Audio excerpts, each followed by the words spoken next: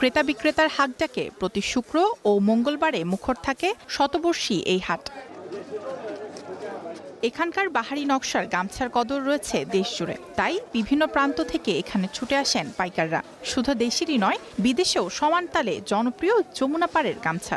শুক্রবার আর মঙ্গলবার দুদিন হয়। এখানে সকল বাংলাদেশের যত ধরনের গামছা আছে এখানে তৈরি হয়। আমরা এখান থেকে কিনে নিয়ে গাউসিয়া যাই, গাউসিয়া যায় এখানে বিক্রি করি। বড় ব্যাপারীরা 25 লাখ 30 লাখ টাকার গামছা কেনে, আর ছোটখাটো ব্যাপারী আছে মনে করেন 4-5 লাখ টাকা করে কেনে। সারা বাংলাদেশের লোকে আসে, আবার বিদেশি পার্টিরাও আসে, মালয়েশিয়া, সিঙ্গাপুর, সৌদি আরব, বিভিন্ন রাষ্ট্রের থেকেও আমরা মাল এখানে কিছু কিছু বেশি।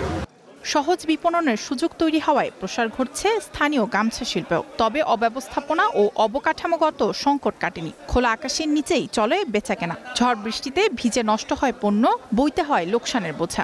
কাপড়ের দাম কম, সুতার দাম বেশি। এই সমস্যার কারণে তাঁতিরা অনেক ক্ষতিগ্রস্ত হইতেছে। যে কোনো সময় বৃষ্টি আসতে পারে। এদের মালগুলা যে ধরেন যে প্রসেসে তাঁতিরা রাখছে, যদি এখন বৃষ্টি আসে এই মালগুলা ভিজা যাবে। অনেক দূর দূরান্ত থেকে পাইকার আসে এখানে। যদি ধরেন গামছার আড়ত করতো, পাইকারদের জন্য যদি থাকার ব্যবস্থা করতো, তাহলে আমাদের অনেক সুবিধা হতো আর কি। হাটের প্রসার, অবকাঠামো নির্মাণ ও সুযোগ সুবিধা বাড়াতে দ্রুত কার্যকর পদক্ষেপ নেওয়ার দাবি ব্যবসায়ীদের। জেলা পরিষদ এবং জেলা প্রশাসনের যৌথ উদ্যোগে অবকাঠামোর যেন উন্নয়ন হয়, সে ব্যাপারে আমি উভয়ের কাছে সিরাজগঞ্জ চেম্বারের পক্ষ থেকে দাবি উপস্থাপন করতে চাই এবং কার্যকারী ভূমিকা দেখতে চাই। ব্যবসায়ী ও ইজারাদের দাবির সঙ্গে একমত জনপ্রতিনিধিরাও। ঐতিহ্যবাহী এই হাটের উন্নয়নে মিলেছে কার্যকর উদ্যোগ নেওয়ার আশ্বাস।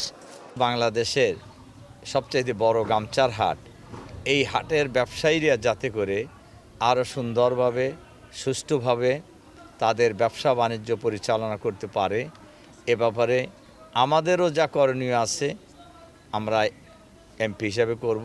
সপ্তাহে 2 দিন বসা দেশের সবচেয়ে বড় এই গামছার হাটে প্রতিবার 4 থেকে 5 কোটি টাকার লেনদেন হয়। প্রতি বছর এই হাট থেকে 20 থেকে 22 লাখ টাকার রাজস্ব পায় সরকার। এই হাট শুধু বেচাকেনার কেন্দ্র নয়, বহন করছে বাংলার ঐতিহ্য আর অবদান রাখছে গ্রামীণ অর্থনীতিতেও। Desk report, Star news.